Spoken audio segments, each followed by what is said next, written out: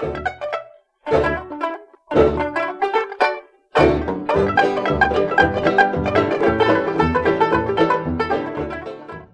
folks, Beth from our Half Acre Homestead here, or the Mrs. Wolfie from our Half Acre Homestead.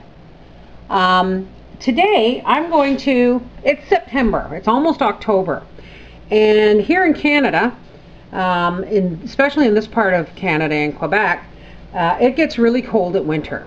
And if you're going to keep like laying hens or any kind of bird over the winter time, it's good in cold weather to give them something that's going to boost their fat content. So you've seen suet cakes for birds, for wild birds. Well, we're going to make a suet cake for chickens, because I don't know how many chickens I have, somewhere around 14 or 15 chickens and a rooster that I'm going to be wintering over, and I want to make them a suet cake. So I will probably do this as the cold weather encroaches, and it's getting cold at night now. I'll probably do this about once every 2 weeks just to give them a boost. So what I have here is I have probably about 4 cups of scratch grain. It's just plain grain, oats and corn and wheat and stuff like that. And here I have, and it's not just a suet cake, this is a mineral cake as well, because what I've been doing is washing and drying and saving their eggshells. So this is almost a cup. This is my mortar and pestle. You can just, once they're dry, but make sure they're rinsed first and then dried, and you can grind them in your mortar and pestle, or you can use the old handy dandy coffee grinder. And what this is, I'm going to put the camera down and show you.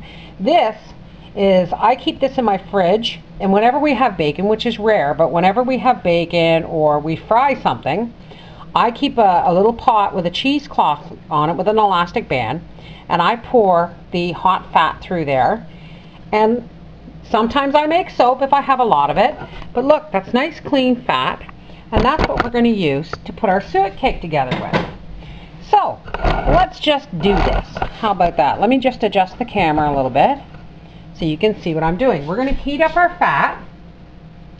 Now this is an old bread pan that's gone rusty on the bottom, so that I'm going to use this. It's a little dusty because that's how I measured how much I was going to need, because we have the fat and we have this, the eggshells.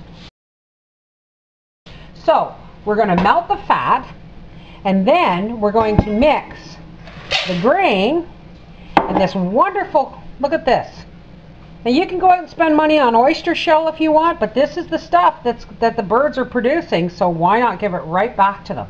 It's good for your compost, but it's also really good for your laying hens.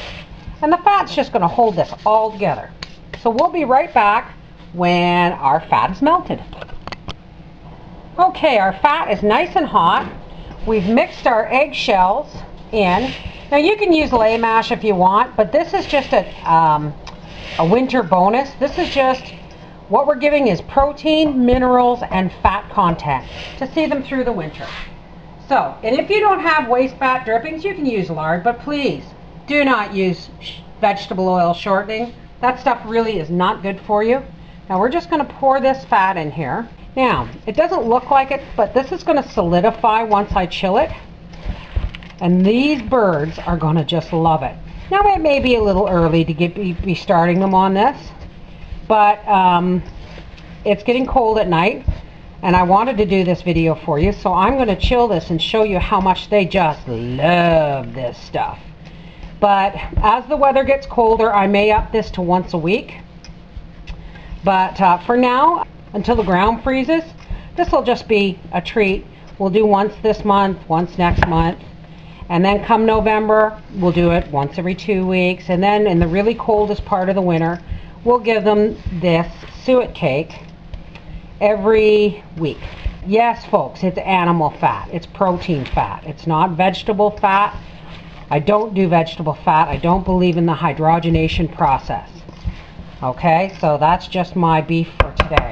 That's my political statement of the day. Now we're just going to pour it into this old bread pan. And I had a tinfoil loaf pan last year when I did this, and I was buying one every week. They trample it to nothing. So I'm just going to keep using this pan, and I'm just going to leave this stuff right in here. We're going to press this in, and it actually smells really good. I'm going to press this in here. Alrighty, we'll be back when it's solid. Alrighty, folks, our suet cake is nice and solid. Now, if you see a suet cake that for wild birds, you would see it mostly fat, but I like my birds to have a lot of grain and a lot of the, I don't know how well you can see the fine calcium dust. They won't even notice that they're eating eggshell.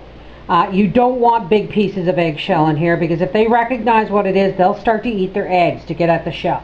We just wanted enough fat to hold this together in a solid chunk so that they would get some extra protein. So let's take this out to the barn and see how they do. All right, let's introduce these birds to suet cake. They're mostly outside right now, but I think word's going to spread. I'm just going to put this down right here. And there's my, oh, let's pick up a couple of eggs here. There we go. And look at that. They're going to get on that right away. I'm going to get out of here and make room for them. Now, like I said, this is not winter yet, and it's just getting cold in the evenings. But I'm just introducing it to them now, because except for a couple of these older chickens, they've never had suet cake before. But as you can see, word spreads real quick. And they're all going to start coming in here and just mowing down that suet cake. And they've already been fed today, so this is the Mrs. Wolfie from My Half Acre Homestead saying, happy, healthy birds lay the best eggs.